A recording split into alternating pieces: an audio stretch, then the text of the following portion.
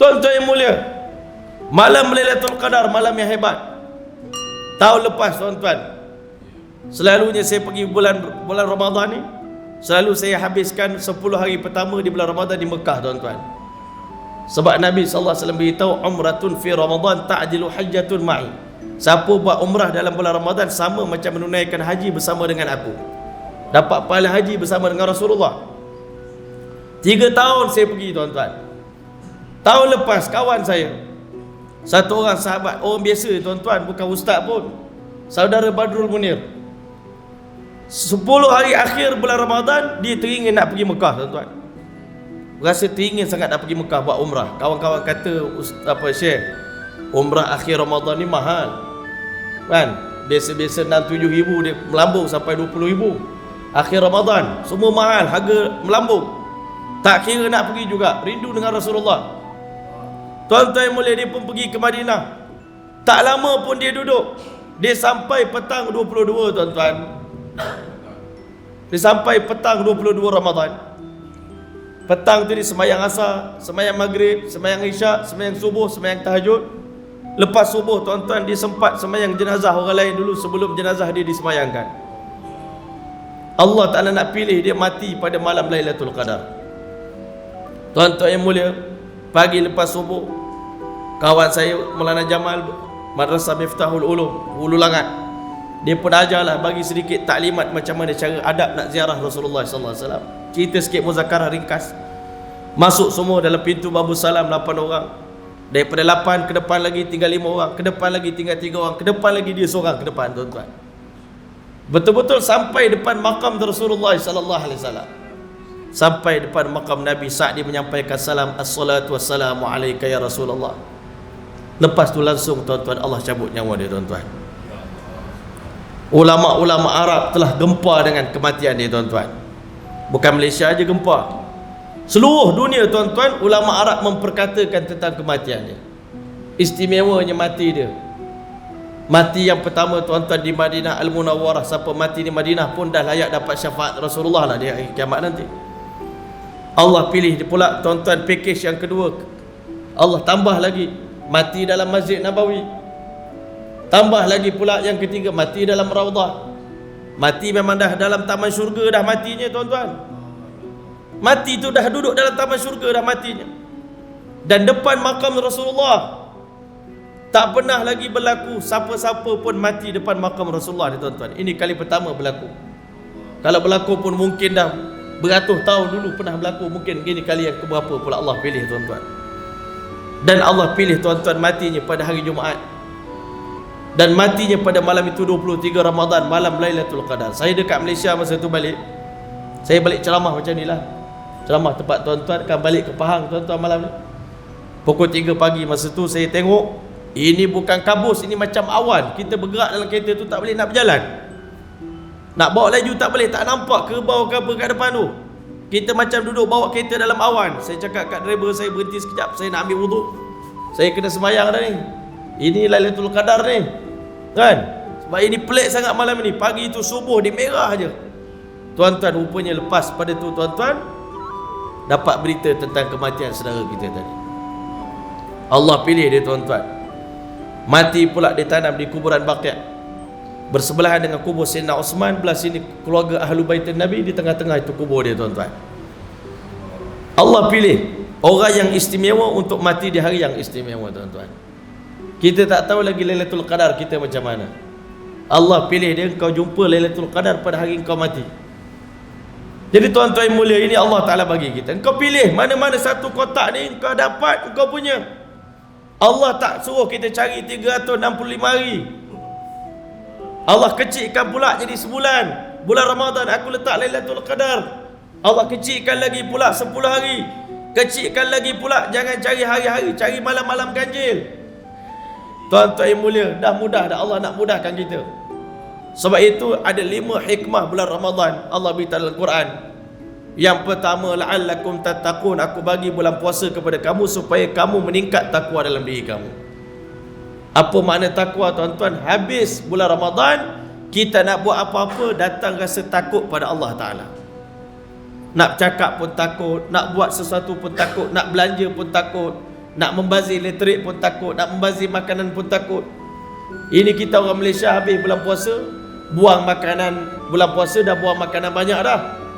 Sampai malu kita dengan orang bukan Islam. Dalam surat khabar keluar berita, rakyat Malaysia membazir 18,000 tan. 18 tan ke 18,000 tan, tak tahu. Makanan dibuang setiap hari di sepanjang bulan Ramadan. Itu maknanya langsung tak ada takut pada Allah Ta'ala. Sebiji nasi kita buang pun kena tanya di hari kiamat esok. Ini kau buang, beli makanan, masa beli tu, sebab tu bahaya beli masa tengah lapar. Beli, berbelanja tengah lapar ni tuan-tuan, bahaya. Satu bazar Ramadan kita nak beli masa tengah lapar. Tapi bila tiba waktu nak makan, Masya Allah, baru makan sikit-sikit, ni tak sedap, ni tak sedap, tak sedap, dan sekali semua buang. Jadi sebab itu tuan-tuan, hari ni kita kena ubah. Mulai daripada tahun ini kita kena berubah tuan-tuan. Nak dapat takwa, kita kena ubah kita punya cara kita melayani bulan Ramadan. Cara kita melayani kunjungan bulan Ramadan ini. Sekarang ni melayani kunjungan. Bahasa orang sekarang. Jadi tuan-tuan yang mulia, kita tengok macam mana Rasulullah dan para sahabat mengharungi bulan Ramadan. Isteri Nabi kata, Nabi ni bila masuk bulan Ramadan ikat kain pelekat. Dan Nabi SAW beritahu pada isteri dia, wahai isteri-isteriku, dah banyak masa abang bagi dekat korang. 11 bulan aku dah bagi untuk korang. Tolong sebulan ini izinkan ke kanda bersama dengan Allah Subhanahu Wa Taala. Tuan-tuan yang mulia, Nabi SAW tiap-tiap malam bulan Ramadan, ketidaksabaran Nabi ini nak menanti turunnya malaikat Jibril AS. Sebab Jibril Tok Guru Rasulullah. Setiap tahun, sepanjang tahun, Jibril bagi pelajaran pada Rasulullah ni, hafalan-hafalan. Sebab Rasulullah ni tahfiz. Sebab tu jangan hina orang tahfiz ni tuan-tuan. Sebab Al-Hafiz yang pertama adalah Rasulullah. Cuma beza cara belajar kita tuan-tuan. Tahfiz kita ni, hari-hari ustaz, cikgu bagi semuka, sehari hafal. Esok pagi tasmik dengan ustaz, tak lancar kena watan. Nabi Muhammad dia punya kecerdasan otak dia. Jibril ajar dia setahun bagi pelajaran dia. Tahun depan bulan puasa saya datang untuk dengar hafalan kamu. Sebab itu Nabi SAW di bulan Ramadan diceritakan Nabi ni di luar bulan Ramadan pun dah hebat ibadat dia, dah hebat sedekah dia, maksimum dah Nabi punya ketaatan. Di luar bulan puasa pun kadang-kadang isteri Nabi ni kalau tanya, kalau nak tahu kita ni tanya isteri tuan-tuan, jangan tanya orang luar macam mana Helmi tu okey kita okey. Tanya isteri saya. Kalau isteri saya kata okey, okey lah. Kalau isteri saya kata dia tu kat luar je bagus, kan? Dalam rumah entah macam mana lah.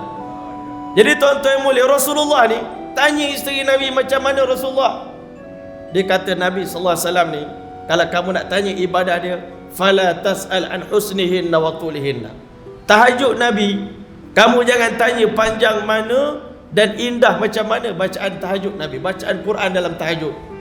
Kita sekarang baca tahajud apa tuan-tuan? Kuliah Qul Huwallah. Rakaat pertama, rakaat kedua, kuliah Qul Huwallahu Ahad. Nabi Muhammad dia tahu dalam sembahyang fardu tak boleh baca panjang-panjang. Imam tak boleh baca panjang-panjang dalam sembahyang fardu, takut menyusahkan orang. Nak panjang-panjang dalam sembahyang sunat. Jadi tuan-tuan, jangan engkau tanya panjang mana bacaan Nabi. Ini di luar bulan Ramadan. Sampai bengkak kaki Rasulullah sembahyang tahajud. Isteri Nabi tanya, ya Rasulullah, kenapa Tuan menyusahkan diri? Bukankah Allah telah ampunkan dosa Tuan yang terdahulu dan akan datang? Nabi jawab, afala uhibbu an akuna 'abdan syakura. Salah ke kalau kekanda nak jadi hamba yang paling bersyukur pada Allah Ta'ala? Dalam malam tak tidur, siang pun tak tidur. Ini Rasulullah. Kadang-kadang isteri Nabi Siti Aisyah bila tengok Nabi sujud lama sangat tuan-tuan, digoyangkan badan Nabi, takut Nabi telah meninggal dunia dalam sujud. Ini di luar bulan Ramadan.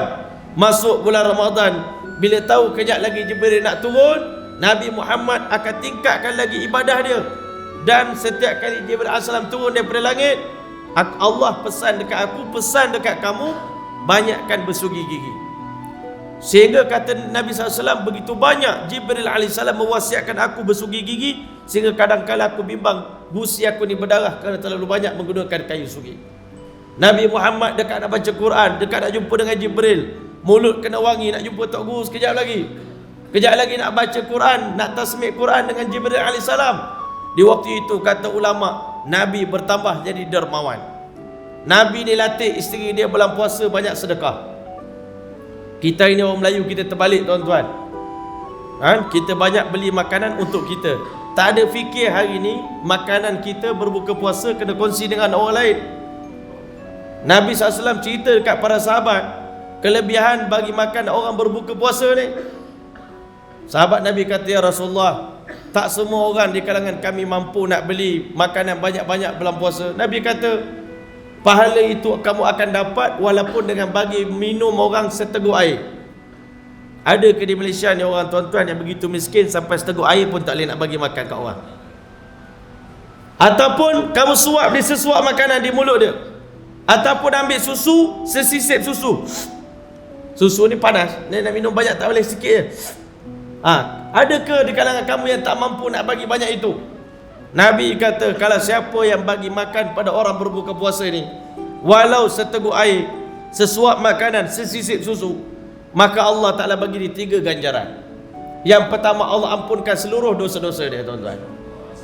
Yang kedua tuan-tuan, kita bagi makan orang berbuka puasa, pahala orang tu buat, pahala dia sepanjang hari, dia puasa, dia sembahyang tarawih, dia sembahyang tahajud, dia berdoa, dia berzikir, dia baca Quran, dia tadarus, semua amalan dia Allah masukkan dalam akaun orang yang bagi makan kepada dia. Yang ketiga tuan-tuan, Allah Ta'ala janji untuk bebaskan dia daripada api neraka. Tetapi Nabi kata itu kalau bagi makan tak kenyang.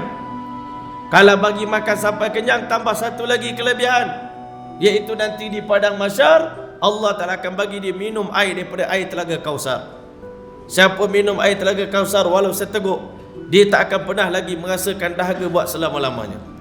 Itu kelebihan bagi makan orang berbuka puasa. Jadi sebab itu tuan-tuan, isteri Nabi ni dah faham. Siti Aisyah dia kahwin dengan Nabi, dia dah faham Nabi ni sallallahu alaihi wasallam, 2 benda tak pernah berlaku dalam hidup Nabi. Yang pertama, Nabi tak pernah tidur menyimpan harta untuk besok. Duit dah tak ada dah untuk esok. Esok punya duit lain. Kita hari ni mengaku pengikut Rasulullah, tapi tuan-tuan, kita tak tenang tidur kalau tuan-tuan duit dalam bank kita ni dah tinggal 3,000 je. Dulu 10,000 ada, ini tinggal 3,000 dah duit dalam bank. Kalau banyak, tidur tu happy sikit, seronok sikit, senyum sikit, saham naik. Tapi bila saham jatuh tuan-tuan, tak lena nak tidur.